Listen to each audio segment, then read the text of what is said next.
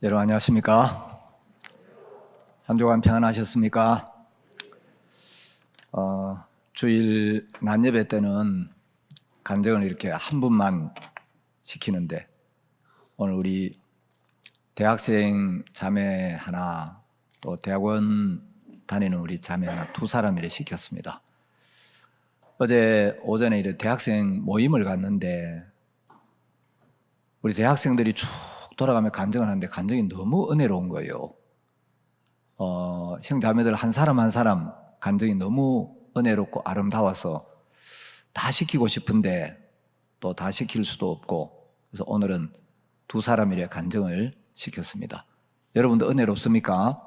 예. 하나님이 정말 우리 교회 안에 살아계시고 형제자매들 마음을 이끄시고 말씀을 들으면서 말씀을 그대로 받을 때 하나님 역사하시는 너무 아름답고 귀하고 복된 간증들을 들을 때 감사하고 우리 이런 귀한 교회가 있고 아름답고 밝고 깨끗하고 정말 주님이 살아 일하시는 이 복된 교회 안에 있다는 생각할 때 얼마나 감사한지 모르겠습니다. 오늘 마태복음 23장 11절 12절 두 절을 읽겠습니다. 마태복음 23장 11절부터 제가 읽겠습니다. 너희 중에 큰 자는 너희를 섬기는 자가 되어야 하리라.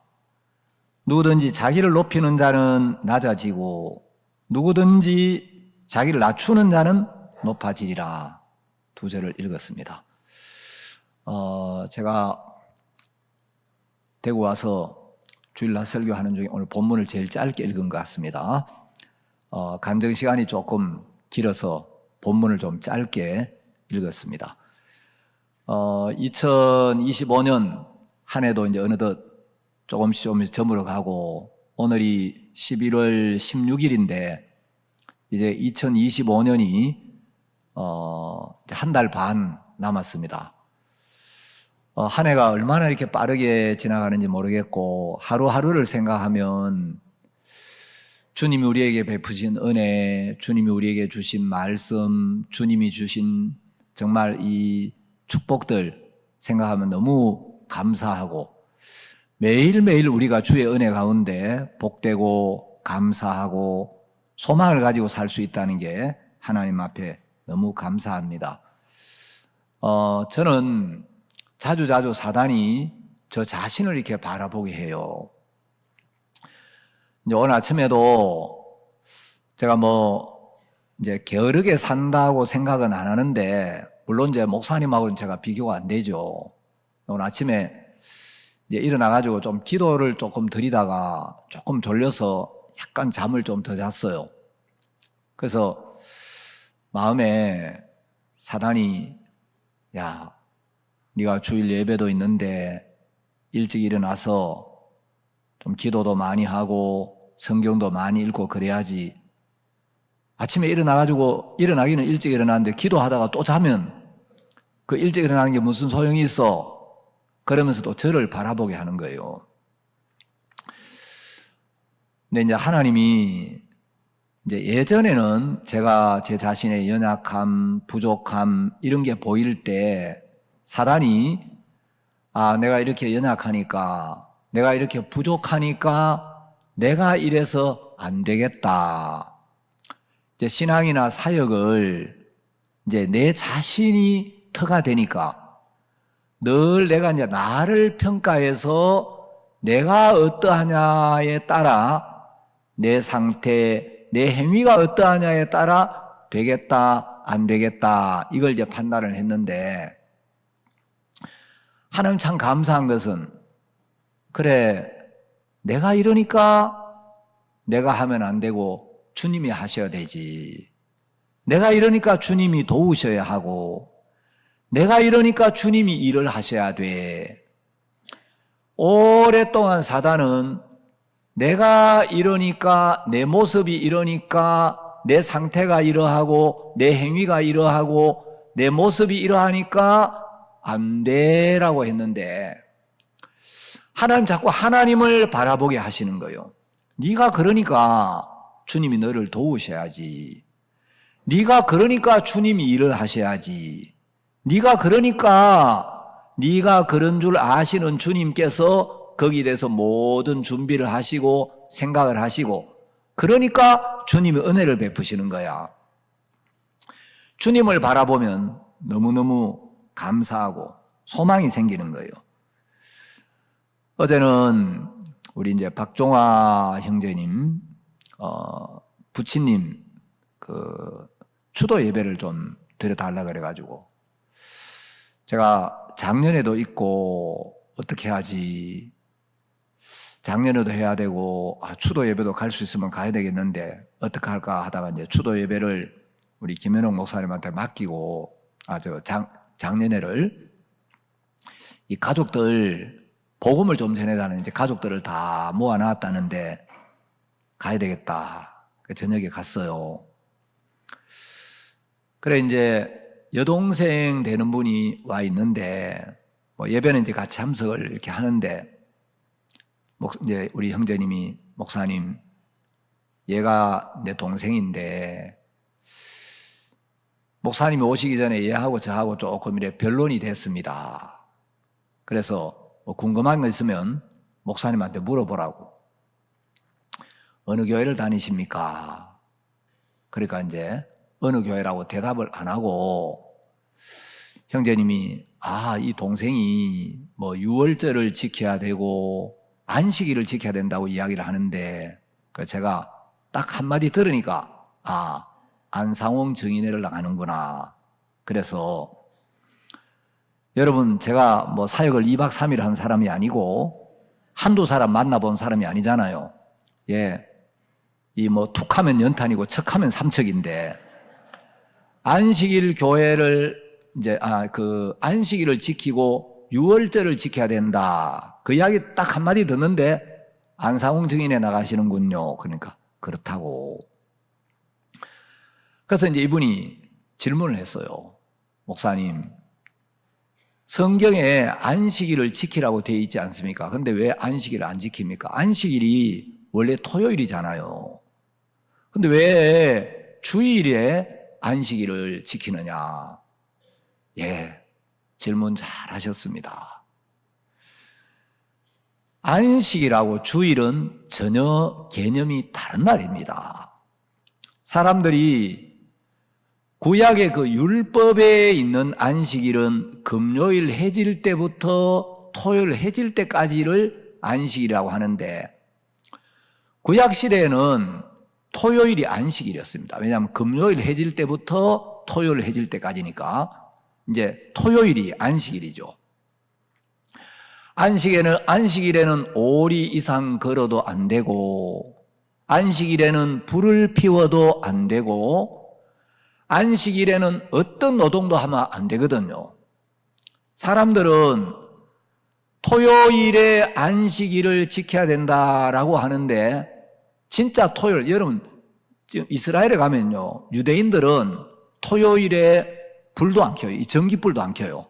왜냐하면 이 안식일에는 불을 피우지 말라 그래가 이 전기도 안 켜고 또 안식일에는 엘리베이터도 안 타요. 그래서 이스라엘 사람들이 지키는 것처럼 그렇게 안식일을 지키지도 않아요. 근데 구약의 안식일이 신약의 주일이 된 게 아닙니다. 안식일을 지켜야 된다고 주장하는 교회들에서는 이런 이야기를 하죠.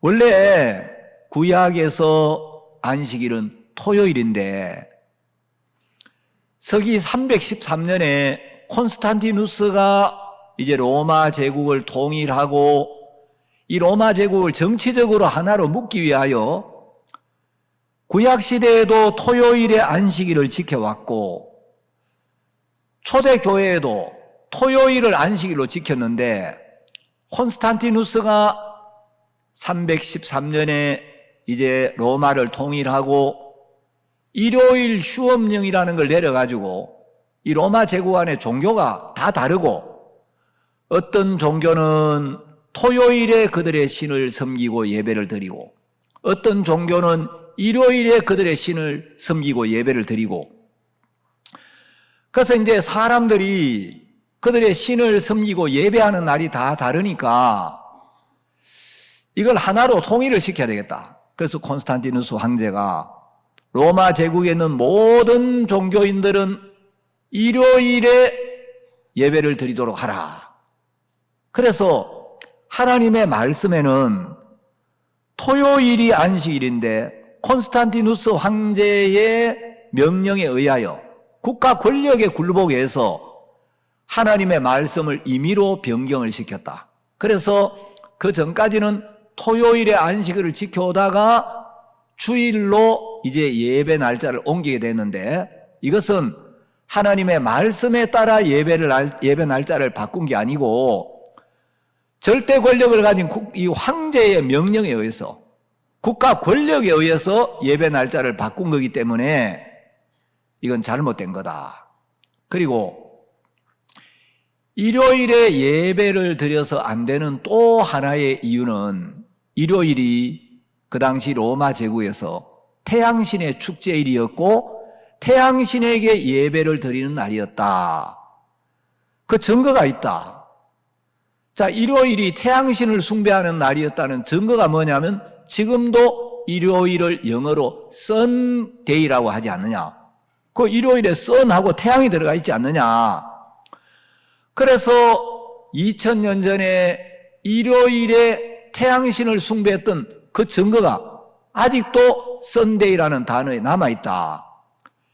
왜 태양신을 숭배하는 날에 그리스도인들이 예배를 드려야 되냐? 이건 잘못된 거다. 그래서 토요일에 예배를 드리는 게 맞다. 이렇게 주장하죠. 그렇게 배웠죠. 그러니까 들으니까 그럴듯했죠. 그러니까 맞다고. 근데 그 엉터리라고. 성경에 보면 로마서 10장 4절에 그리스도는 자, 한번 찾아봅시다. 여러분 로마서 10장 4절에 그리스도는 모든 믿는 자에게 의를 이루기 위하여 율법의 마침이 되시니라. 자, 안식일을 기억하여 지키라. 이 계명이 십계명 안에 있는데 십계명은 율법이죠. 자, 성경에는 십계명 외에도 많은 율법들이 있어요. 네 소득의 11조를 드리라. 자, 우리가 이제 얻은 소득의 10분의 1을 하나님께 드리라 하는 규정이 율법에 있는데 십계명 안에는 11조에 대한 규정이 없습니다. 그 십계명 안에는 하나님 외에 다른 신을 섬기지 말라, 우상을 만들지 말라, 안식일을 기억하여 지키라, 부모를 공경하라, 살인하지 말라, 간음하지 말라, 거짓 증거하지 말라, 탐내지 말라, 이런 거는 있지만 11조의 십계명에 11조를 바쳐라 이런 규정이 없는데 사람들이 왜 11조를 드리느냐? 십계명 외에도 많은 율법이 있습니다. 그래서 제가 물었어요. 성경에 율법이 전부 몇 가지 있는 줄 아십니까? 모른다고. 성경에 율법이 613가지가 있는데 무엇을 하라는 율법이 248가지가 있고 무엇을 하지 말라는 율법이 365가지가 있습니다. 자, 이 율법은 모세 때에 내려왔는데 율법이 내려온 뒤부터는 하나님이 하라고 명하신 것을 못해도 죄가 되고 하나님이 하지 말라고 말씀하신 것을 범해도 죄가 됩니다. 그런데 이 율법은 어떻게 지켜야 되느냐? 야고보서 2장 10절에 보면 누구든지 온 율법을 지키다가 그 하나에 그치면 모두 범한 자가 되나니. 자, 온 율법이 613가지인데 613가지 율법을 쭉 지키다가 그 하나에 그치면 613가지 율법 중에 하나라도 어기면 단 한 번이라도 어기면 율법 전체를 어긴 것과 똑같이 간주가 된다. 그래서 내가 율법을 지켜서 의롭게 되고 율법을 지켜서 구원을 받으려면 내가 태어나서 죽을 때까지 613가지 율법을 단 한 가지도 단 한 번도 어기지 않고 완벽하게 지켜야 되는데, 아담을 통하여 우리 모든 인간에게 죄가 들어왔기 때문에 인간 중에 율법을 한 번도 어기지 않고 율법을 완벽하게 지켜서 의롭게 되고 구원에 이를 수 있는 사람은 아무도 없습니다. 제가 설명을 좀 했어요. 자, 갈라디아서 3장 10절을 한번 봅시다. 제가 어제 이제 갈라디아서 3장을 조금 펴놓고 이야기를 했는데, 갈라디아 3장 10절에 보면 무릇 율법 행위에 속한 자들은 저주 아래에 있나니 기록된 바, 누구든지 율법 책에 기록된 대로 온갖 일을 항상 행하지 아니하는 자는 저주 아래에 있는 자라 하였습니다. 자, 여기 보니까 율법 행위에 속한 자들이 나와요. 십계명을 비롯한 율법을 지키고 율법을 행해서 의롭게 되고 율법을 지키고 율법을 행해서 구원에 이르려고 하는 사람들은 율법 행위에 속한 자들이에요. 그런데 율법 행위에 속한 자들은 저주 아래에 있다. 왜? 율법은 하나만 어기면 전부 다를 어긴 게 되고, 율법 중에 하나를 어기면 그 율법을 세우신 입법자 하나님께 불순종한 게 되기 때문에 율법 행위에 속한 자들은 저주 아래에 있나니 기록된 바, 누구든지는 예외가 없어요. 율법책에 기록된 대로 온갖 일을, 자, 율법책에 기록된 온갖 일은 613가지예요. 이것을 항상 행하지 아니하는 자는 저주 아래에 있는 자라 하였습니다. 자, 여기 온갖 일을 항상 하는 말씀이 있어요. 율법책에 기록된 대로 온갖 일을 항상, 자, 율법책에 기록된 모든 일들을, 온갖 일들을, 요 말은 바꿔 말하면 하나라도 어기면 안 된다는 거예요. 온갖 일은. 그 다음에 항상 지켜 행하지 아니하면, 항상이란 말은 한 번이라도 어기면 안 된다는 겁니다. 그러니까 율법의 행위로 의롭게 되려면 율법에 규정된 모든 것들을 한 번이라도 어기면 안 되고 한 가지라도 어기면 안 되는 거예요. 그런데 마태복음 5장 27절 이하에 보면 예수님이 여자를 보고 음욕을 품는 자마다 마음에 이미 간음하였다라고 말씀하셨고, 요한일서 3장 15절에 보면 그 형제를 미워하는 자마다 살인하는 자니 살인하는 자마다 영생이 그 속에 거하지 아니하는 것을 너희가 아는 바라. 자, 형제를 미워하면 마음에서 이미 살인한 거라는 거예요. 살인자면 영생이 그 속에 거하지 않는다. 여러분, 우리가 몸으로 행위로 간음을 안 하고 살인은 안 하고 살 수 있을지 몰라도 여러분이 마음으로 음란한 생각을 안 하고 마음으로 누구를 미워하지 않고 사는 건 불가능해요. 양심이 있으면 불가능해요. 제가 가끔 어떤 사람을 만나면 전 정말 양심적으로 살았습니다. 양심에 따라 살았습니다. 이래 이야기하는 사람 들어 만나는데, 여러분 진짜 양심적으로 살아보고 진짜 양심에 따라 살아보면 깨끗하게 사라지는 게 아니고, 양심은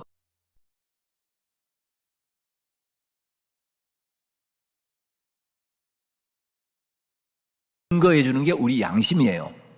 사람들은 나는 양심적으로 살았습니다, 나는 양심에 따라 살려고 노력했습니다, 그 말을 할 때 나는 그래도 비교적 성실하게 선하게 진실하게 살았습니다, 이런 의미로 이야기하는데, 진짜 양심에 따라 살아보면 우리 양심은 너는 거짓된 인간이야, 겉다르고 속달라, 너는 위선적인 인간이고 가정스러운 인간이고, 넌 정말 남들 앞에는 선한 척하고 괜찮은 척하지만 하나님 앞에 설 때 너는 만물보다 거짓되고 심히 부패한 인간이야.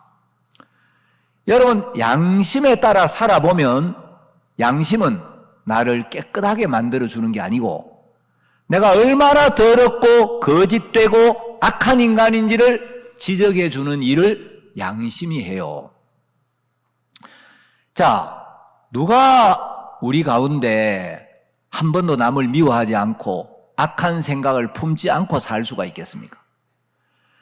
그래서 하나님 앞에 자기를 세워보면 자기가 얼마나 거짓되고 위선적인 인간인지가 보여요.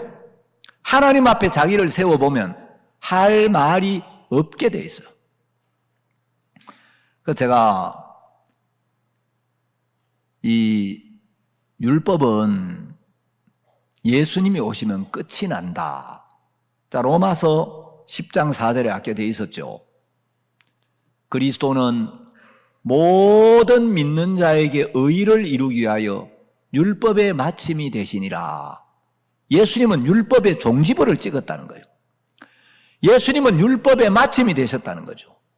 율법은 예수님이 오실 때까지만 존재하는 법이지 예수님이 오신 후에도 존재하는 법이 아니에요. 제가 그분에게 안식일은 예수님이 오실 때까지만 존재하는 법이다. 자, 골로새서를 펴드렸어요. 여러분, 골로새서 2장 13절에 보면 마지막 구절에 우리에게 모든 죄를 사하시고 라고 되어 있습니다. 자, 예수님이 이 땅에 오셔서 우리의 모든 죄를 지시고 그 죄의 삭시 사망이기 때문에 예수님이 우리 죄값을 치르기 위해서는 십자가에 못 박혀 죽으셔야 했고 예수님은 십자가에 못 박혀서 우리 죄를 씻은 증거로 당신의 피를 흘려주셨어요. 성경은 피가 죄를 씻는다고 이야기를 하고 있는데 예수님이 온 인류의 모든 죄를 지고 십자가에 못 박혀서 피를 흘리심으로 그 피로 우리의 모든 죄를 하나님 앞에서 영원히 씻어 놓으셨습니다. 이것을 성경은 복음이라고 이야기를 하고 이 복음을 듣고 복음을 받아들일 때 구원을 받고 영생을 얻고 천국 백성이 된다고 성경은 이야기를 하고 있어요. 자, 골로새서 2장 13절에서 우리에게 모든 죄를 사했다. 그리고 15절에 보면은 예수님은 십자가로 승리하셨다. 십자가에서 우리의 모든 죄를 씻었고 예수님이 십자가에서 죽으시고 사흘 만에 부활하셔서 사망을 이기시고 사망의 권세를 깨트리고 승리하셨어요.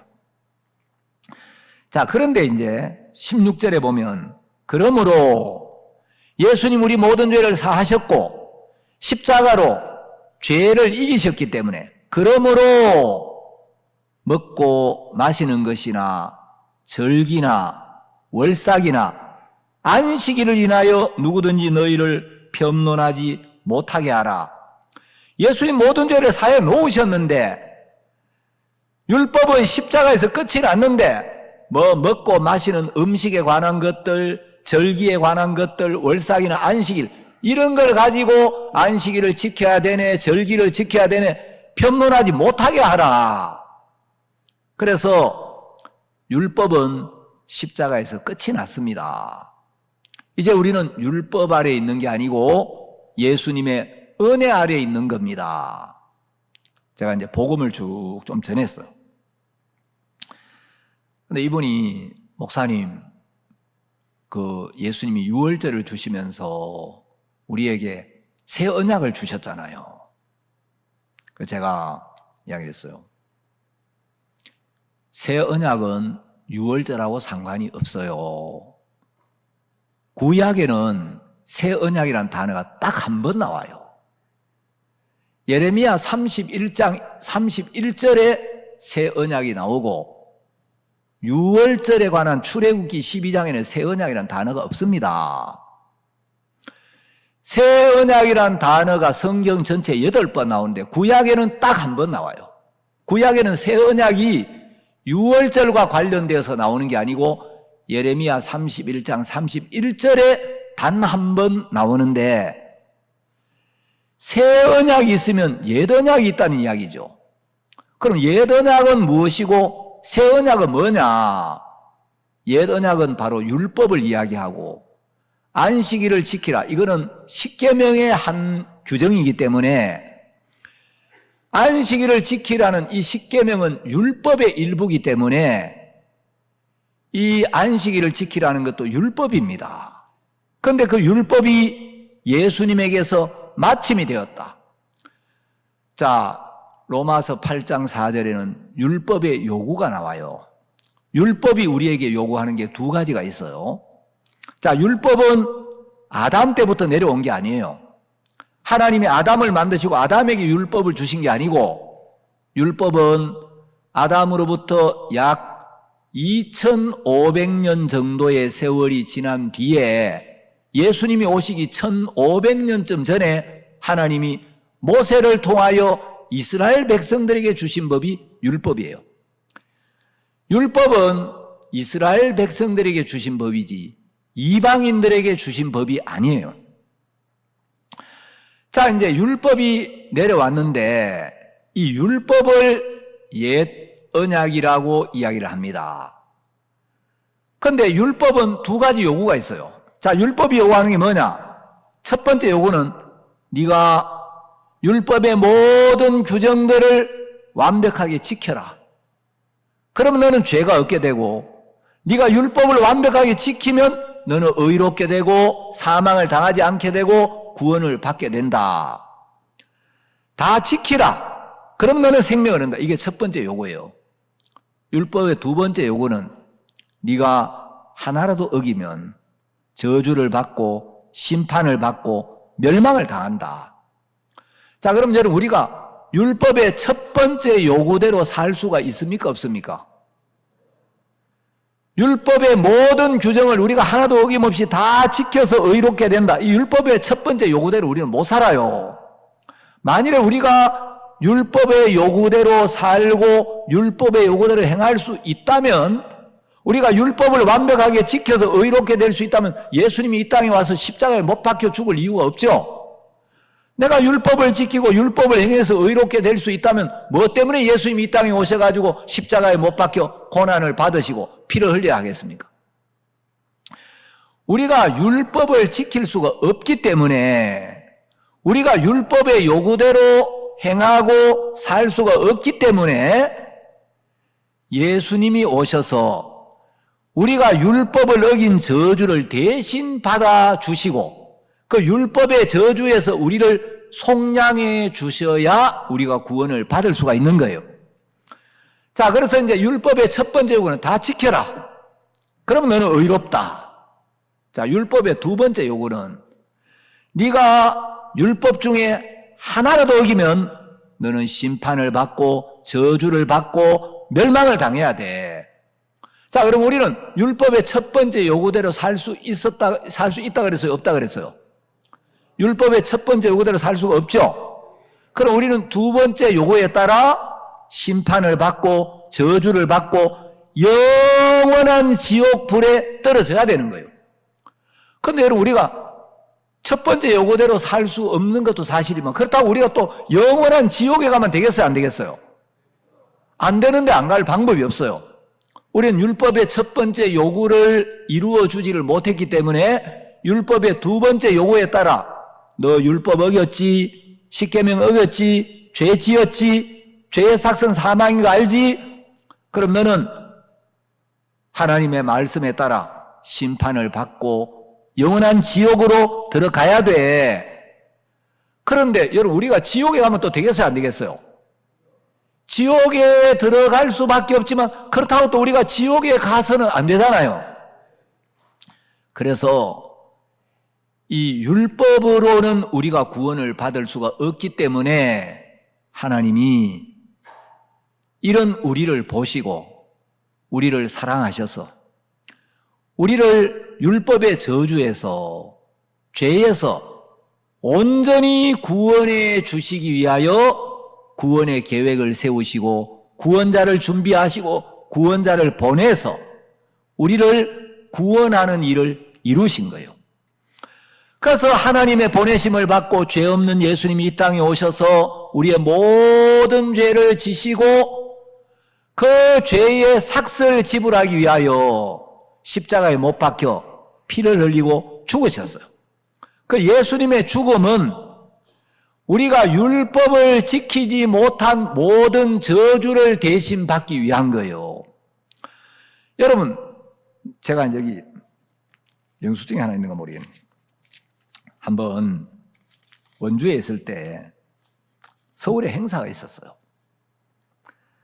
하여튼 서울에 올라가는데 차가 얼마나 밀리는지 막 행사 시간에 가려니까 예배 마치고 막 불이 나게 올라갔는데 가니까 주차장이 꽉 차고 넘쳐가지고 차 댈 자리가 없는 거예요. 보니까 다른 사람들이 도로에 차를 좀 많이 대놨어요. 차 뭐 여러 대 주차장은 어차피 자리가 없고 도로가에 차를 많이 주차를 해놨네. 나도 주차해놓으면 되겠구나. 차를 세워놨어. 그 세워놓고 행사 마치고 나오니까 주차 딱지가 붙어 있을 줄 알았더니 주차 딱지가 안 붙어 있는 거예요. 야, 오늘 돈 벌었다. 그래, 뭐 공휴일인데, 공휴일에까지 막 주차 딱지 붙이고 그러면 서울시장님이 그러시면 안 되지. 그래 기분 좋게 내려왔어요. 그래서 제가 아내한테 오면서 자랑을 했어요. 여보, 오늘 내가 주차장이 만석이라 가지고 길가에 주차를 했는데 딱지가 안 붙었어. 오늘 너무 기분 좋네. 기분 좋게 왔는데 그로부터 약 2, 3주가 지난 어느 날 저한테 제 차의 사진을 석 장이나 찍어가지고 그 바쁘신 마포구청장님이 마포 시민들을 위해서 할 일도 많으실 텐데 저한테 뭘 하나 보냈어요. 주정차 위반 과태료 부과 사전 통지서 차량 번호 13도 8526 위반 일시 2018년 5월 25일 위반 내용 주차 방법 위반 자진 납부 및 의견 제출 기한 2018년 8월 21일까지 과태료 32,000원. 여러분 제가 월급이 40만 원인데 이 피 같은 돈이 또 생돈이 나가야 되는데 아깝잖아요. 차댈 자리도 안 마련해주고 나보고 그럼 차를 어디 대라고. 그런데 어쨌든 주정차법을 위반했어요. 법을 위반하면 죄가 생기죠. 법을 어겼으면 죄가 생기고 죄는 죄값이 있어요. 여러분 제가 주정차법을 위반했는데 다음부터 안 그러겠습니다. 제가 주차법을 위반했습니다. 인정합니다. 시인하고 고백하고 미안합니다. 다시는 그런 일이 없도록 하겠습니다. 한 번만 용서해 주세요. 여러분 제가 법을 어겼다는 거 인정하고 다음부터 안 그러겠다고 빌고 간절한 마음으로 뜨거운 마음으로 정말 손이 발이 되도록 막 빌면 죄가 없어져요? 아니에요. 여러분 내가 빈다고 애원한다고 애타게 빈다고 간절하게 빈다고 계속 빈다고 죄가 없어지는 게 아니고 안 빌어도 죄값을 지불하면 돼요. 여러분 죄는 빌어서 시인해서 없어지는 게 아니고 내가 법을 어긴 것도 사실인데 법을 어긴 죄값을 지불하면 죄가 없어지고 죄가 없어지면 죄를 하나도 안 지은 상태와 똑같아지는 거예요. 자, 주정차법을 위반했습니다. 그러면 두 가지고요. 주정차법을 위반하지 마라. 주정차법을 위반하지 않으면 너는 죄가 없다. 위반했으면 죄값을 내야 된다. 그래서 제가 그날 기분 좋다고 왔는데 또 이걸 서울 시민들이 좀 마음을 넓혀가지고 이 강원도 사람 좀 오랜만에 좀 서울에 촌사람이 올라갔는데 좀 봐주지. 그래가 제가 이걸 보고 있으니까 어떤 형제님이 왔어요.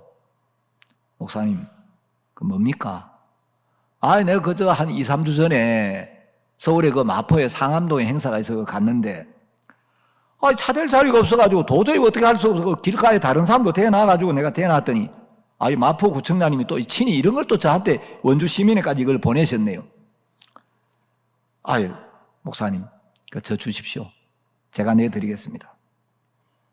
형제님, 법은 제가 어겼는데, 제가 벌금을 내야지 형제님 내면 되겠습니까? 제가 낼게요. 목사님, 성도들이 할 일이 뭐가 있겠습니까? 그런 거나 해야지. 주세요. 근데 성도님들이 내주겠다 한다고 덥석 그냥 염치 없이 그럼 형제님 갖다 내세요. 그럼 속으로 욕해요. 목사가 내준다 하니까 좀 빼지도 않고 그냥 덜렁 주네. 그럼 욕한단 말이에요. 그럼 형제님이 한번 뱉은 말을 안 주워 담을 걸 제가 믿어요. 저는 믿음이 있어요. 목사님 그거 주십시오. 제가 내드리겠습니다 해놔놓고 놔두세요 형제님 제가 내겠습니다. 그러면 목사님 내가 내드리려고 했더니 그럼 목사님 내세요. 안 그런단 말이에요.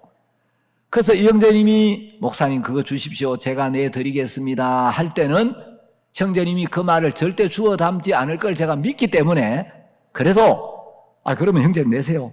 예, 앞으로 계속 그런 일 좀 많이 하세요. 그러면 속으로 욕한단 말이에요. 그래도 목사가 좀 염치가 있구나 이런 표를 내야 된단 말이에요. 그래서 형제님 내가 잘못했는데 내가 내야지요. 또 사실이 그렇고 근데 형제님 목사님 주십시오. 그래가지고 이걸 빼앗아 가더니만은 그 다음날 또 하나 들고 왔어요. 이 카메라 잘 보일지 모르겠는데 영수증 해가지고 성명 이한규 거래 일시 2018년 6월 15일 지자체명 서울시 세목명 주정차 위반 과태료 납부금액 32,000원. 자 여러분 제가 법을 어겼어요. 법을 어기면 법의 요구가 두 가지 있어요. 법을 어기지 마. 그럼 너는 벌금 안 내도 돼. 죄가 없어. 근데 어기면 반드시 죄값을 내야 돼. 자, 율법의 요구를 이루어주는 방법은 죄를 안 짓는 방법이 하나 있고 죄를 지었을 때 그 죄값을 법에 따라 내는 방법이 있어요. 자, 내가 죄를 짓고 법을 어기고 법에 따라 벌금을 내는 것도 법의 요구를 이루어주는 겁니까? 안 이루어주는 겁니까? 죄를 안 지는 것도 율법의 요구를 이루어주는 거지만 죄를 짓고 죄값을 내는 것도 법의 요구를 이루어주는 거예요. 그렇죠? 자, 그런데 이 죄값을 내가 내도 되고 내 아내가 내도 되고 내 친구가 내도 되고 성도들이 내도 상관이 있습니까? 없습니까? 나라에서는 누가 냈느냐는 안 따져요. 누구 죄값을 냈느냐만 따져요. 그래서 어떤 형제님이 벌금을 내주고 영수증을 가져왔어요. 자, 이 형제님이 목사님 어제 그 과태료 제가 다 냈습니다. 제가 이 형제님을 확실히 믿으면 목사님 어제 그 죄값 제가 다 냈습니다. 그 형제님의 말만 들어도 저는 그 죄에서 벗어납니까? 안 벗어납니까? 그 형제님 말만 믿어도 형제님이 벌금을 다 냈구나. 그럼 내 마음에 형제님 고맙습니다. 아이고 내가 내야 되는데 내가 잘못했는데 형제님한테 제가 은혜를 입었네요. 고맙습니다. 그러겠죠? 자, 그런데 형제님이 실제로 벌금을 냈고 벌금을 냈다고 나에게 이야기를 했어요. 그럼 내가 그 형제님의 이야기를 믿으면 그 말을 믿으면 나는 죄에서 해방이 되는 거죠. 더 이상 주정차법을 위반한 그 벌금에 매이지 않는 거죠. 그런데 형제님이 실제로 벌금 낸 사실이 있고 벌금을 냈다는 말만 해도 되는데 내가 확정을 할 수 있도록 영수증을 가지고 온 거예요. 자, 예수님이 오셔서 우리 죄를 지시고 십자가에 못 박혀 죽었어요. 우리가 율법을 지키지 못한 그 모든 죄를 대신 지고 예수님이 그 죄값을 대신 낸 거예요. 죄는 우리가 지었는데 예수님이 우리 죄값을 대신 냈어요. 자, 죄값을 대신 갚아주는 걸 대속이라고 이야기를 합니다. 예수님은 우리의 대속물로 이 세상에 오셨어요. 그래서 예수님은 우리 모든 죄를 지시고 이제 그 죄값을 지불하기 위하여 십자가에 못 박혀 죽으셨는데, 자, 성경을 조금 앞으로 넘겨서 마태복음 20장 28절을 보겠습니다. 마태복음 20장 28절에 보시면 인자가 온 것은 섬김을 받으려 함이 아니라 도리어 섬기려 하고 자기 목숨을 많은 사람의 대속물로 주려 함이니라. 여기 대속물이 나오죠. 우리의 죄값을 대신 갚아주는 예물, 제물, 그런 뜻이에요. 자, 예수님이 자기 목숨을 많은 사람의 대속물로 주기 위해 오셨다. 이 많은 사람 안에 여러분이 포함이 되어 있는 거예요. 그래서 많은 사람 대신에 여러분의 이름을 대입시켜서 받아들이면 바로 이게 여러분 개개인을 향한 하나님의 약속이 되는 겁니다. 예수님이 인자가 온 것은 예수님의 목숨을 이항규의 대속물로 주려 함이니라. 그래서 예수님은 당신을 십자가에 내어주시면서 우리의 모든 죄값을 지불하신 거예요. 자, 예수님의 죽음은 다른 말로 하면 우리의 이제 모든 죄를 씻었다라고도 표현을 하지만 이 표현을 바꾸면 율법의 요구를 이루어 주기 위한 거예요.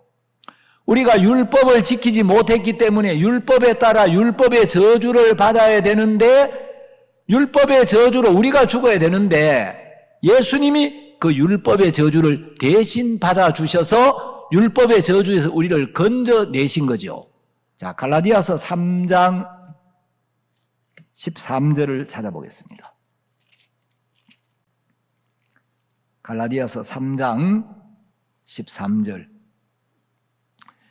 그리스도께서 우리를 위하여 저주를 받은 바 되사. 자, 율법을 어기면 율법의 저주를 받아야 되는데 예수님께서 우리가 율법을 지키지 못한 모든 죄를 지고 십자가에 못 박혀 죽으셔서 우리를 위하여 저주를 받은 바 되셨죠. 그래서 율법의 저주에서 우리를 속량하셨으니, 자, 이 속량이라는 단어는 조금 어려운 단어인데 영어로는 redeem이라고 되어 있는데, 속량의 뜻은 뭐냐면 노예나 포로의 몸값을 지불하고 되찾는 일하고 사전에 이렇게 설명이 되어 있어요. 자, 우리가 율법을 어겼기 때문에 그 율법의 저주를 받아야 하는데 예수님이 우리를 사랑하셔서 우리가 받아야 될 율법의 저주를 예수님이 대신 받은 거예요. 여러분, 제가 주정자법을 위반했는데 우리 형제님이 저를 위해서 과태료를 대신 내준 거예요. 그래서 형제님이 벌금을 대신 내고 나니까 저는 죄가 없어졌고 주정자법을 위반 안 한 것처럼 됐단 말이에요. 죄를 하나도 안 지은 것과 똑같이 됐다는 거죠. 자, 그래서 율법의 저주에서 우리를 속량하셨으니 기록된 바 나무에 달린 자마다 저주 아래 있는 자라 하였음이라. 자, 예수님이 우리 죄를 지시고 나무에 십자가에 달려서 우리가 받아야 될 저주를 대신 받아주신 거예요. 그래서 우리는 율법의 저주에서 속량이 된 거죠. 자, 여러분, 예수님이 십자가에 못 박혀 죽으시면서 우리를 대속하시고 우리의 모든 저주를 대신 받으시고 율법의 저주에서 우리를 속량하셨다. 이것은 무슨 말이냐면은 예수님의 십자가의 죽음은 내가 일평생 율법을 완벽하게 지켜서 의롭게 된 것과 똑같이 나를 의롭게 했다는 거예요.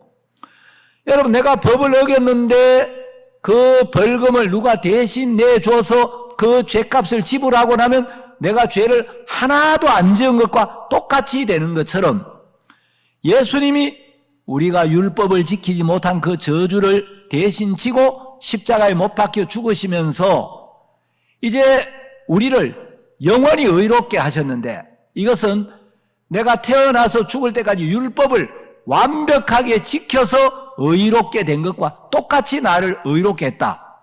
그 예수님의 죽음은 내가 평생 율법을 한 번도 어기지 않고 완벽하게 지킨 것과 똑같은 효력을 갖게 해주었단 말이죠.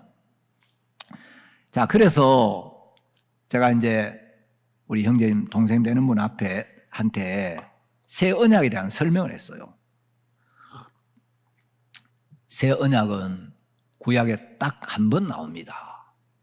예레미야 31장 31절에만 나오는데, 자, 예레미야 31장을 보겠습니다.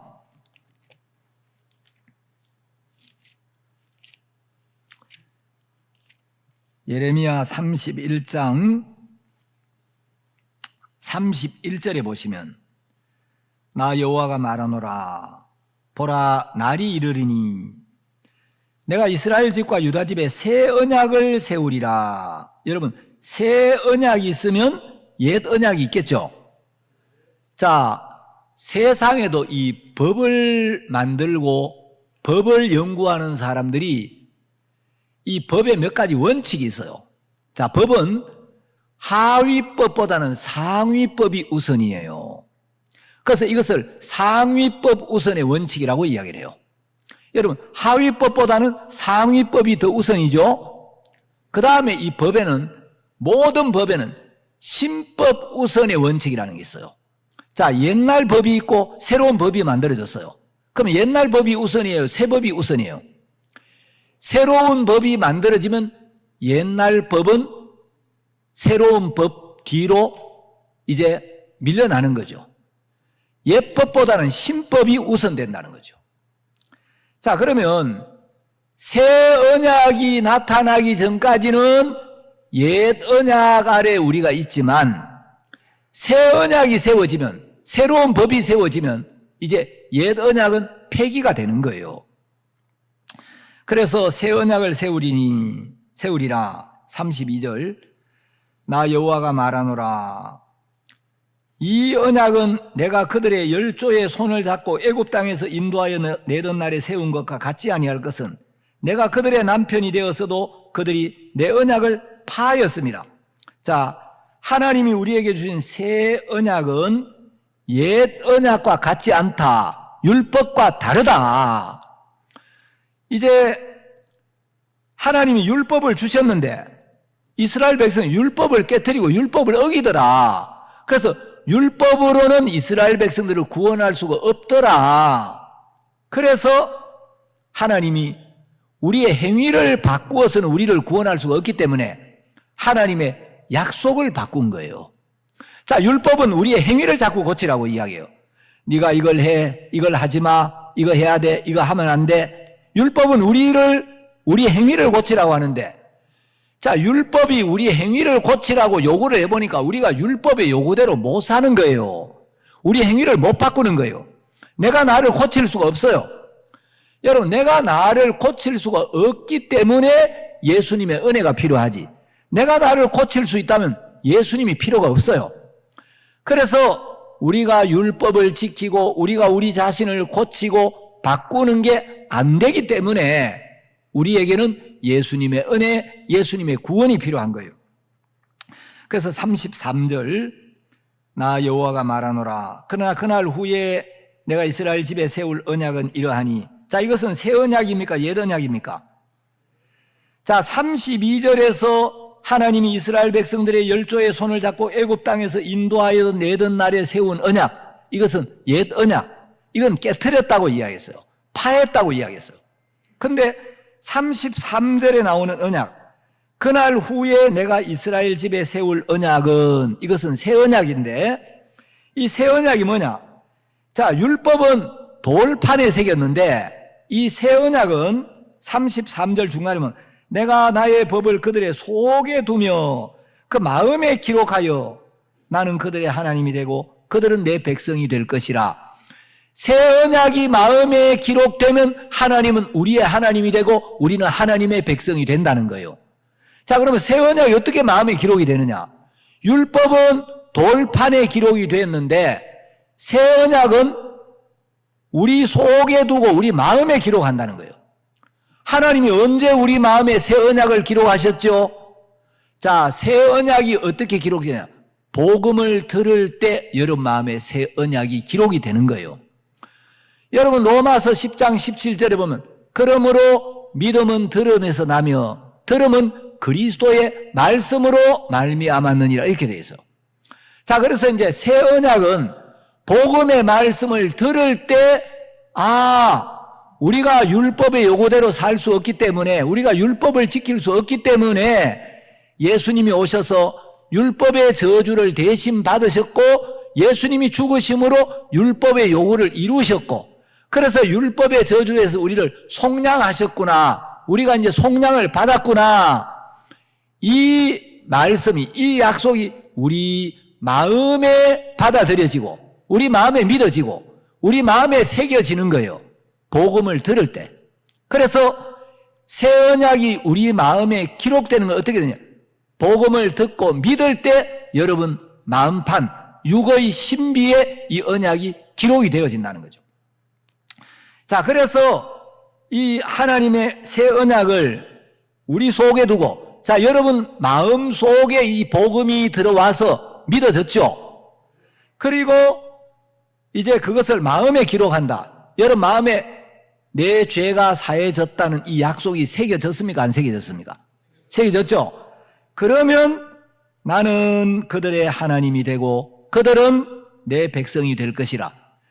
여러분이 죄 사함을 받고 예수님의 보혈이 모든 죄를 씻었다는 이 약속이 믿어질 때 그 순간 여러분은 하나님의 백성이 된 거예요. 하나님은 우리의 아버지가 되시고 우리의 주가 된 거예요.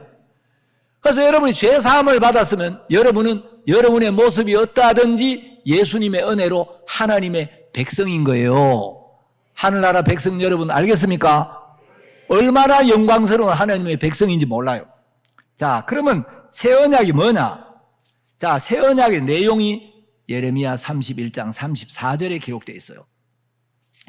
그들이 다시는 각기 이웃과 형제를 가리켜 이르기를 너는 여호와를 알라 하지 아니하리니 이는 작은 자로부터 큰 자까지 다 나를 알미니라.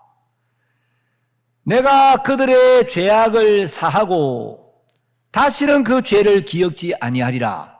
여러분 새 언약이 하나님이 우리 죄를 사하고 우리 죄를 기억지 않겠다. 이게 새 언약이에요.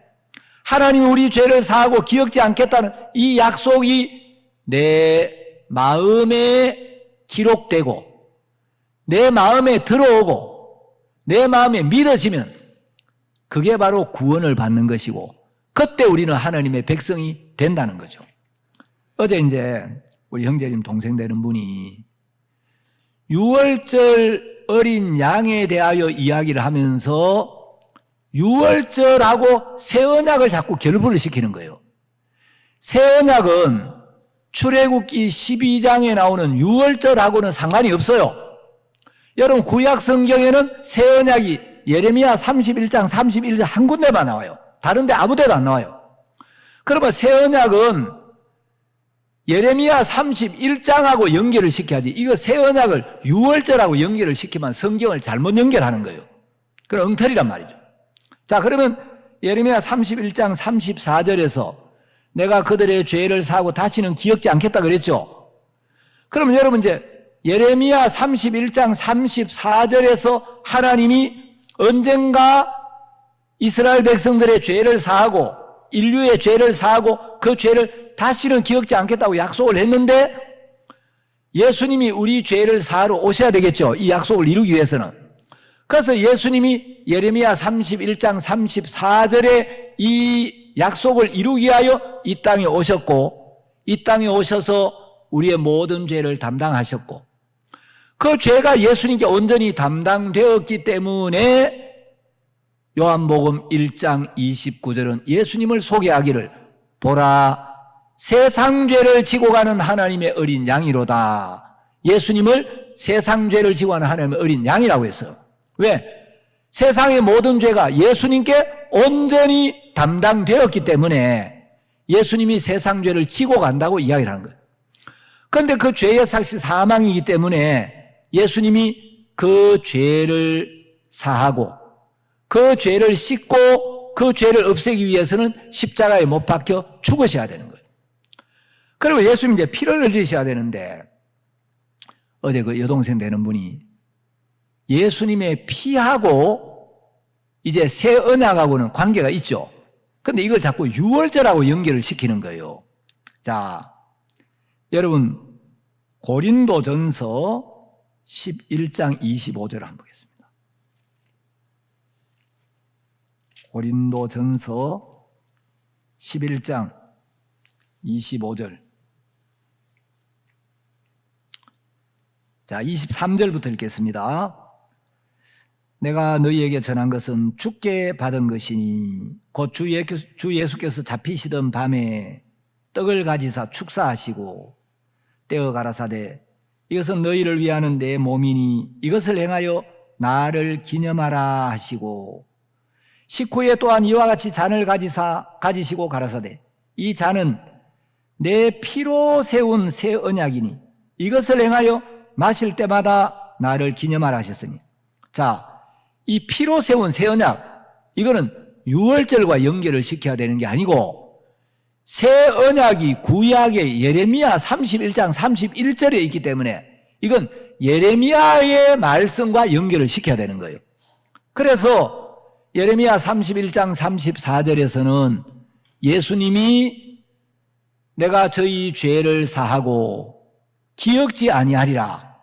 내가 저희 죄를 사하고 하나님이 우리 인생들의 죄를 사하겠다고 약속을 했기 때문에 그 약속대로 예수님을 보내서 우리 죄를 사해야 되는 거죠. 자, 히브리서 10장을 찾아보겠습니다. 히브리서 10장 16절에 보시면 주께서 가라사대 그날 후로는 그날은 예수님께서 우리 죄를 짊어지고 십자가에 못 박혀 피를 흘리심으로 영원한 속죄를 이루신 날을 이야기합니다. 그날 후로는 저희와 세울 언약이 이것이라. 자, 예수님이 십자가에 흘리신 피로 우리 죄를 영원히 씻어버린 날 후로는 이제 우리는 더 이상 율법 아래 있지 않는 거예요. 왜? 예수님의 십자가의 죽으심은 율법의 요구를 이루어 주신 것이고 그 십자가는 율법의 마침이 되셨기 때문에 이제 우리는 십자가 후로는 율법 아래 있는 게 아니라 하나님의 은혜 아래 있는 거예요. 그래서 히브리서 10장 16절에서 주께서 가라사대 그날 후로는 저희와 세울 언약이 이것이라. 이 언약이 바로 새 언약입니다. 자, 예수님이 십자가에 돌아가심으로써 율법의 요구를 이루어 주셨고 율법은 십자가에서 끝이 났고 이제 하나님은 우리에게 새로운 약속을 세우셨는데 그 새 언약을 내 법을 저희 마음에 두고 저희 생각에 기록하리라. 이 새 언약은 돌판에 기록하는 게 아니고 저희 마음에 두고 저희 생각에 기록하리라. 자, 새 언약이 이 복음이 어떻게 우리 마음에 들어오고 우리 생각에 기록되냐? 듣고 믿을 때예요. 복음의 말씀을 듣고 믿을 때 복음이 여러분 마음에 들어와 여러분 마음에 있게 되고 그 복음이 여러분의 생각에 기록이 되어서 사탄이 뭐라고 해도 아니야, 죄가 사해졌어. 아니야, 주님은 내 죄를 기억지 않으셔.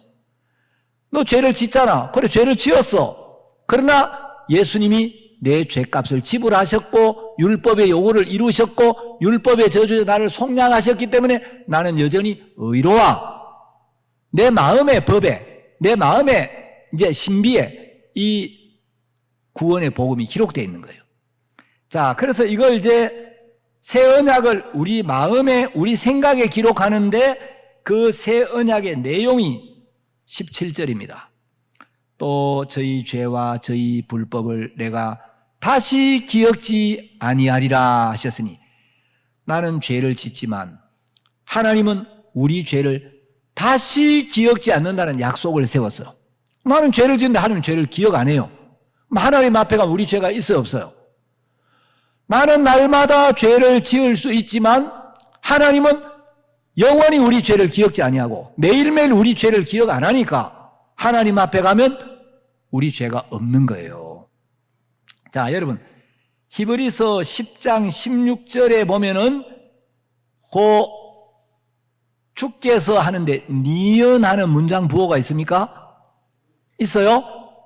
자, 니은하고 맨 밑에 나나주를 보니까 요 구절은 구약 어느 구절하고 연결이 되어 있다는 거예요. 예레미야 31장 33절 이하의 말씀과 짝이 되는 말씀이다. 나나주에 기록되어 있죠. 여러분, 피로 세운 새 언약이라니까 이걸 6월절하고 연결을 시키면 안 돼요. 피가 나온다고 아무데나 연결을 시키면 되는 게 아니고 이것은 옛 언약과 새 언약을 설명하고 있는 말씀이기 때문에 이것은 예레미야 말씀과 연결을 시켜야 되는 거예요. 그래서 제가 이제 복음에 대해서 쭉 좀 설명을 했는데 어제 이제 저녁 예배도 오늘 또 주일이고 해가지고 오늘은 제가 여기까지만 말씀을 드리겠습니다. 가서 한번 생각을 해보세요. 근데 이분이 자꾸 질문하면서 딸려오는 거예요. 그래서 이분이 내가 잘못 알았구나. 이제 불이 좀 반짝반짝 들어오는 것 같아요. 그리고 오늘 아침에 우리 형제님한테 문자가 왔어요.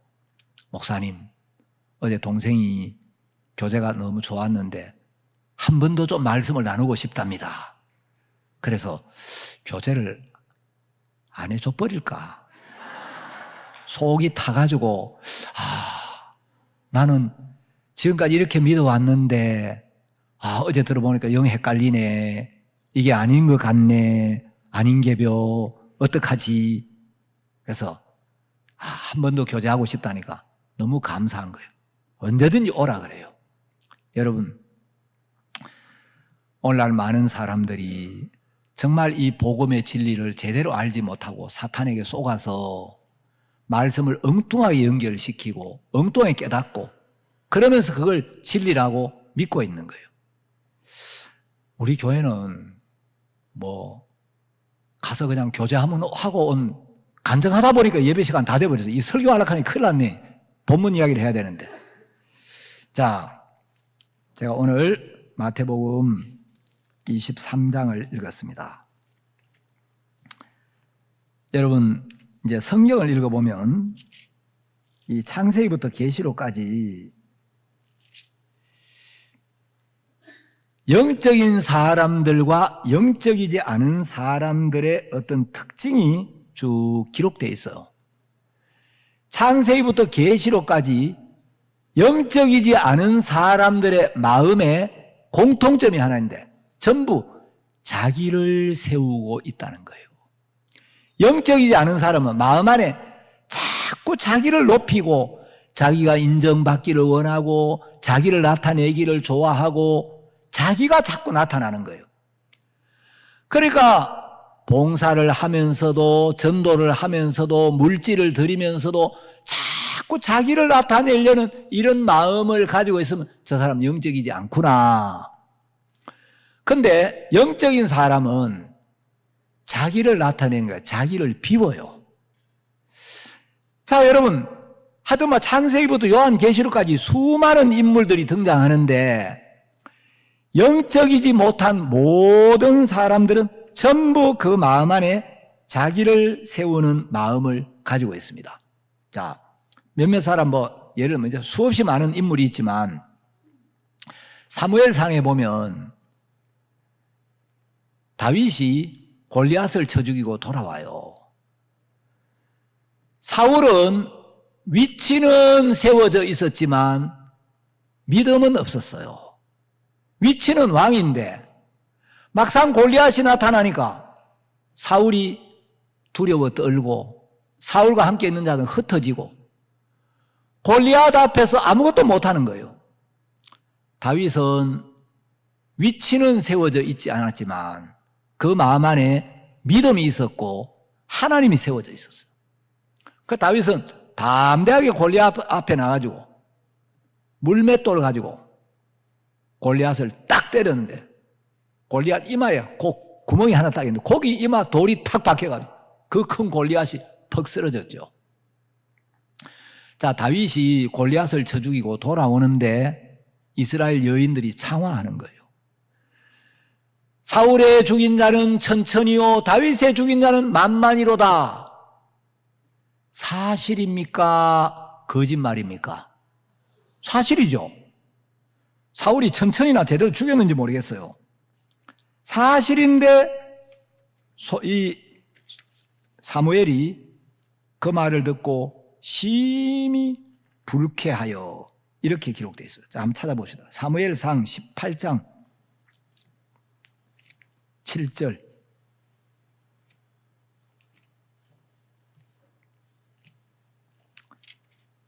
사무엘상 18장 7절에 보면 여인들이 뛰놀며 창화하여 가로되 사울의 죽인 자는 천천히요 다윗은 만만이로다.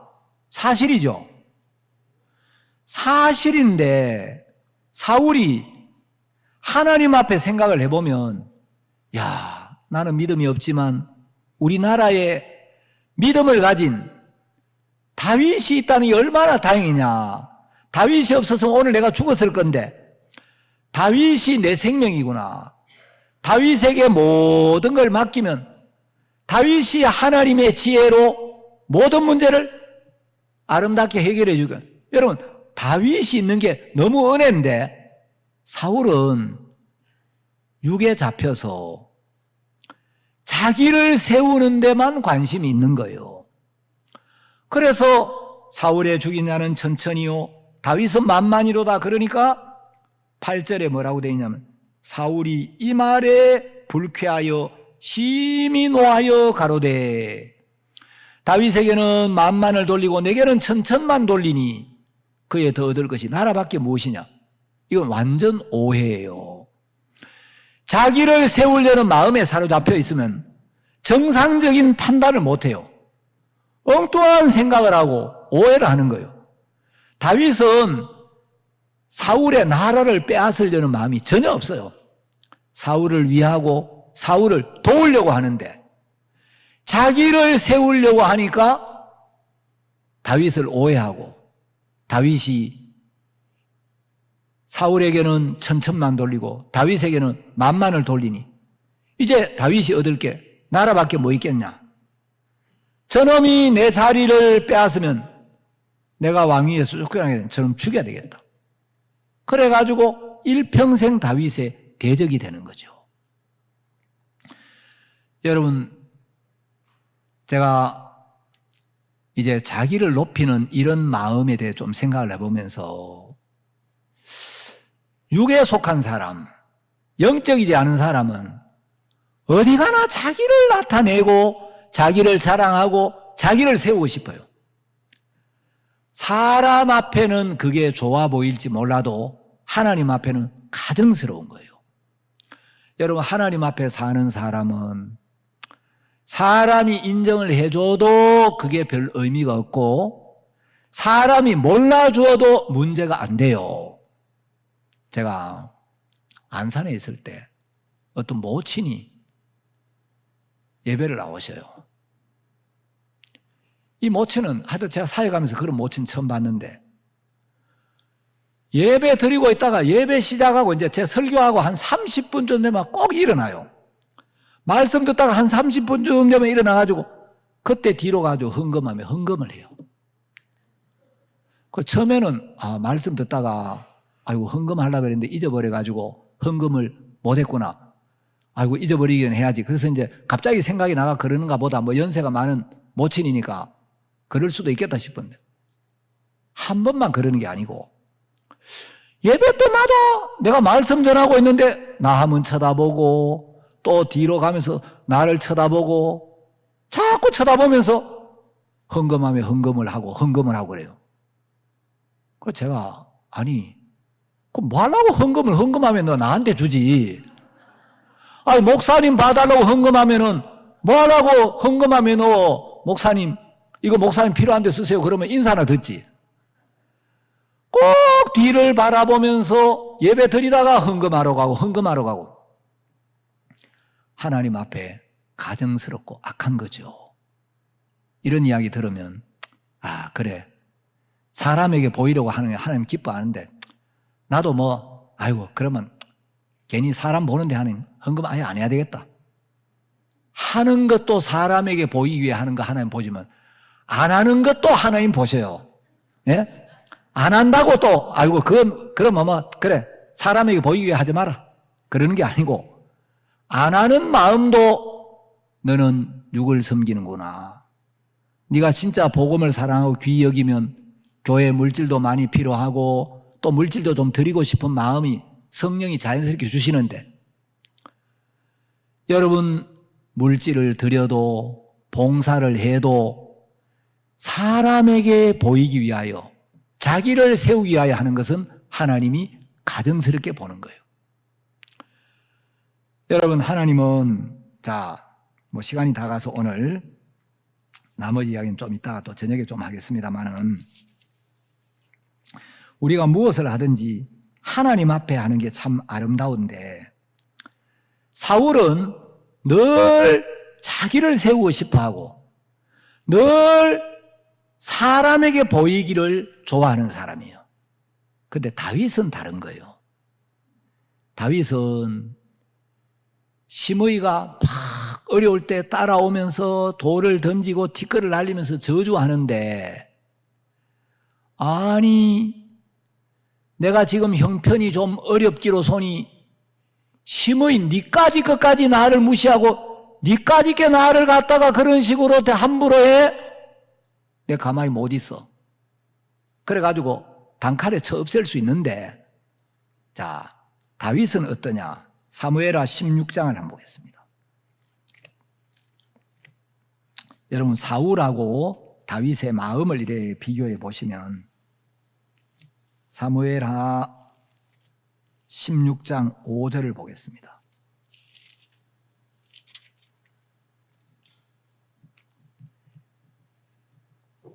다윗 왕이 바후림에 이름에 거기서 사울의 집 족속 하나가 나오니 게라의 아들이요 이름은 시므이라. 저가 나오면서 연하여 저주하고 또 다윗과 다윗 왕의 모든 신복을 향해 돌을 던지니. 7절 시므이가 저주하는 가운데 이와 같이 말하니라. 피를 흘린 자여 비루한 자여 가거라 가거라. 사울의 족속의 모든 피를 여호와께서 내게로 돌리셨도다. 그 대신에 네가 왕이 되었으나 여호와께서 나라를 내 아들 압살롬의 손에 붙이셨도다. 보라 너는 피를 흘린 자인 거로 화를 자취하였느니라. 시므이가 좀 속된 말로 택도 아닌 놈이 다윗이 좀 어려워지니까 막 따라오며 저주하고 티끌을 날리고 돌을 던지는 거예요. 그 스루야의 아들 아비새가 왕이요.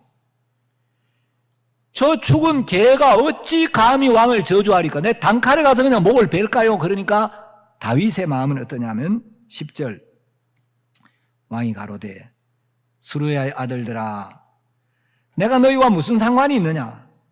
저가 저주하는 것은 여호와께서 저에게 다윗을 저주하라 하심이니 네가 어찌 그리하였느냐 할 자가 누구겠느냐? 다윗은 택도 아닌 놈이 저주를 해도 시므이로 받는 게 아니고 하나님으로 받는 거예요.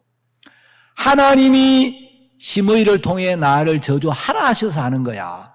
하나님이 허락지 않고는 어떤 일도 일어날 수 없어. 이건 시므이가 하는 게 아니고 하나님이 하시는 거야.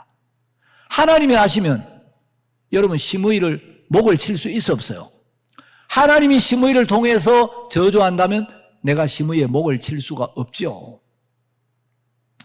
자, 다윗은 사울을 죽일 기회가 있었습니다. 다윗이 아둘람 굴에 숨어 있는데 사울이 굴에 들어왔어요.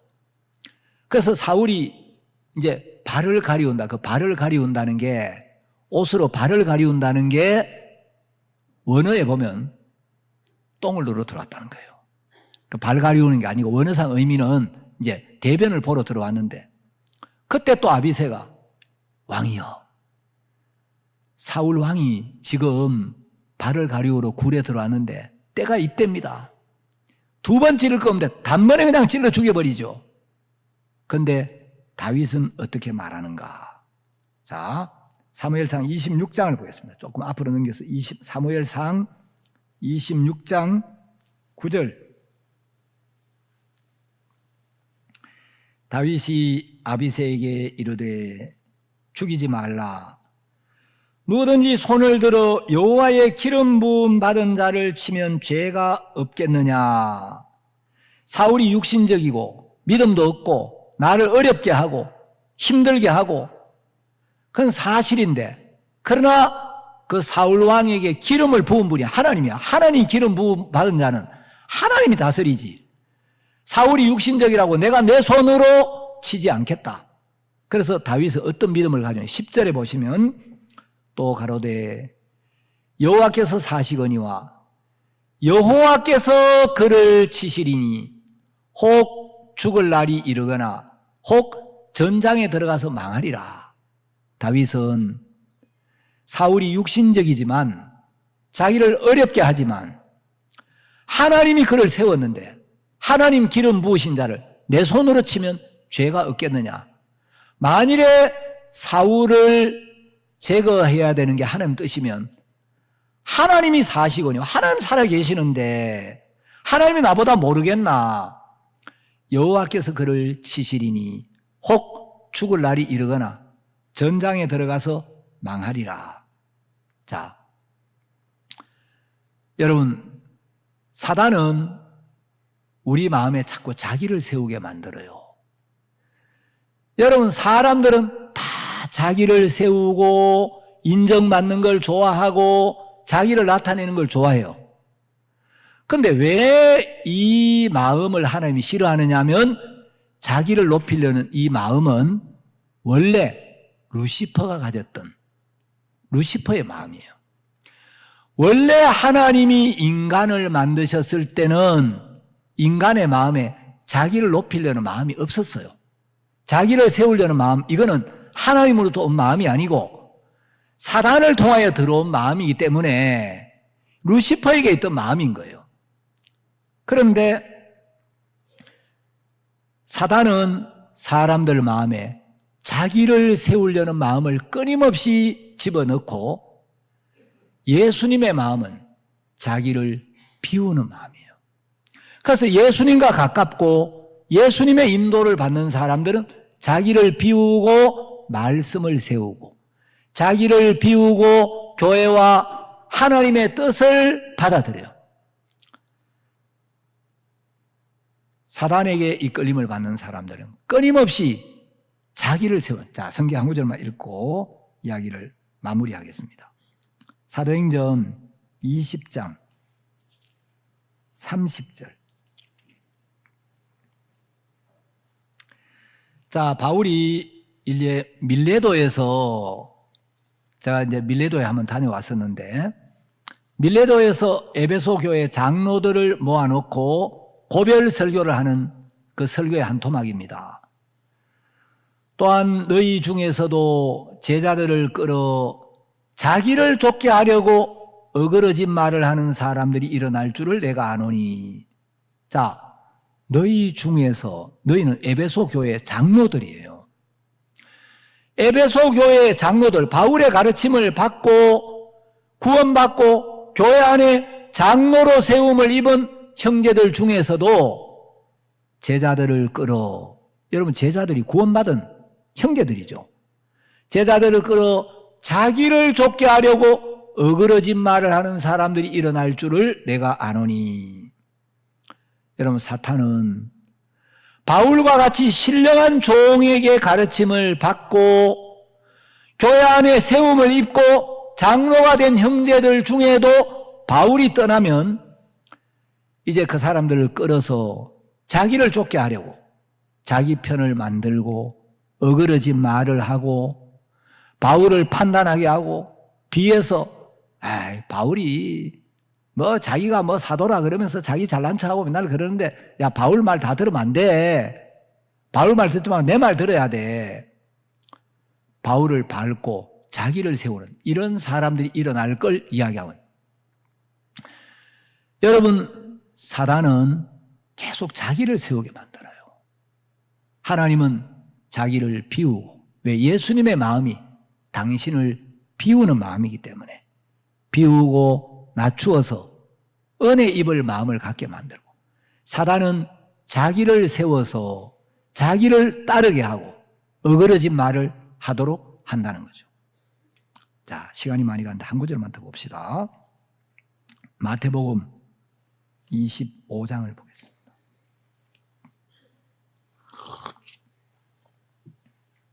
마태복음 25장, 여기 이제 예수님 마지막 날 모든 민족을 예수님 앞에 모으고 오른쪽에는 양을, 왼쪽에는 염소를 두고 이제 모든 민족을 심판하는 이야기가 나오는데, 자, 34절, 이제 오른편에 있는 사람들은 아버지께 복받을 자들이고 창세로부터 그들을 위하여 예비된 날을 상속하라고 이야기하죠. 자, 오른편에 있는 요 사람들, 구원받은 사람들이고 아버지께 복받을 자들이고 천국을 상속받는 사람들인데, 요 오른편에 있는 사람들은 46절에 보면 의인들이라고 돼 있어요. 그런데 이 사람들에게 예수님이 뭐라고 하냐? 35절, 내가 줄일 때에 너희가 먹을 것을 주었고 목마를 때에 마시게 하였고 나그네 되었을 때 영접하였고 벗었을 때 옷을 입혔고 병들었을 때 돌아보았고 옥에 갇혔을 때 와서 보았느니라. 이에 누가 대답하여 가로되 의인들이. 자, 오른편에 있는 이 양들, 양으로 비유된 이 오른편에 있는 사람은 의인들이에요.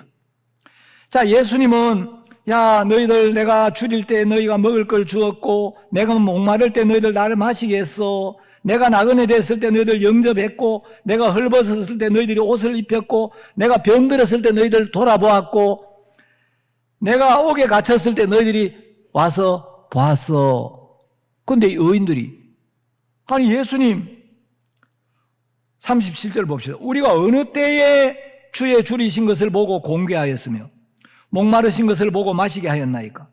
어느 때에 나그네 되신 것을 보고 영접하였으며 벗으신 것을 보고 옷을 입혔나이까? 어느 때에 병드신 것이나 옥에 갇히신 것을 보고 가서 배웠나이까? 아, 예수님, 우리는 그래 한 적 없는데요.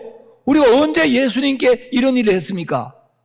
예수님이 40절 임금이 대답하여 가라사대 내가 진실로 너희에게 이르노니 너희가 여기 내 형제 중 지극히 작은 자 하나에게 한 것이 곧 내게 한 것이니라. 교회는 예수 그리스도의 몸이기 때문에 우리는 그리스도의 몸의 지체의 각 부분이라고 되어 있는데, 여러분 교회를 섬기고 형제 자매들을 섬기는 게 예수님의 몸을 섬기는 거고 그게 예수님께 한 거라는 거예요. 그런데 이 의인들은 예수님은 야, 너희들이 내가 헐벗을 때에 입을 것을 주었고 내가 목마를 때 마실 걸 주었고 내가 병들었을 때 너희들 나를 돌아보았어. 야, 그래 고맙다. 하늘나라를 상속해라. 그런데 이 사람들은 예수님, 우리가 언제 예수님께 마실 걸 갖다 드렸고 언제 예수님께 입을 걸 갖다 드렸고 우리가 언제 예수님 병들었을 때 돌아봐서 우리 예수님한테 그래 한 적이 없는데요. 여기 내 형제 중 하나에게 한 것이 내게 한 것이다. 자, 이 제자들은 예수님은 너희들이 했다 그러고 이 의인들은 우리는 한 적이 없다는 거예요. 그들이 했는데 자기들은 안 했다 그래요. 왜요? 내가 한 게 아니라 내 안에 계신 성령이 하신 거라는 거죠. 이 의인들은 자기들이 했다는 마음이 전혀 없는 거예요. 자, 왼편에 있는 자들에게 예수님이 뭐라 그랬냐? 42절. 왼편에 있는 자는 구원 못 받은 죄인들이죠. 내가 줄일 때 너희가 먹을 것을 주지 아니하였고 목마를 때 마시게도 하지 아니하였고 나그네 되었을 때 영접하지 아니하였고 벗었을 때 옷 입히지 아니하였고 병들었을 때와 옥에 갇혔을 때 돌아보지 아니하였느니라. 그러니까 이 사람들도 44절 주여 우리가 언제 주의 줄이신 것이나 목마르신 것이나 나그네 되신 것이나 벗으신 것이나 병드신 것이나 옥에 갇히신 것을 보고 공양치 아니하더이까? 언제 우리가 주님 안 섬겼습니까? 예수님이 똑같이 이야기하십니다. 45절 뒷부분에 보시면 이 지극히 작은 자 하나에게 하지 아니한 것이 곧 내게 하지 아니한 것이니라. 이 사람들은 했다는 거예요. 자기들이. 예수님은 너희들은 안 했다는 거죠. 성령의 인도를 받아서 주님이 주시는 마음을 따라서 주의 감동을 받아서 주를 섬기는 사람들은 그건 주님이 하신 거지 제가 한 게 아닙니다. 여러분, 주님이 없는 사람, 육에 속한 사람은 내가 했습니다. 우리가 언제 안 했습니까? 우리가 뭘 안 했습니까? 이렇게 나오더라는 거죠. 여러분 마음 안에 여러분 자신을 세우려는 마음, 그건 사단으로부터 오는 마음인 걸 알아야 됩니다. 자기를 비우고 주의 마음을 받고 주의 말씀을 받고 주의 마음을 세우고 여러분 마음 안에 예수님의 세계가 커지고 여러분 마음 안에 예수님의 세계가 아름답게 건설되어서 예수님께 영광이 되고 여러분도 감사와 기쁨이 넘치는 복된 신앙을 하시게 되기를 바랍니다. 오늘 말씀은 여기까지 드리도록 하겠습니다.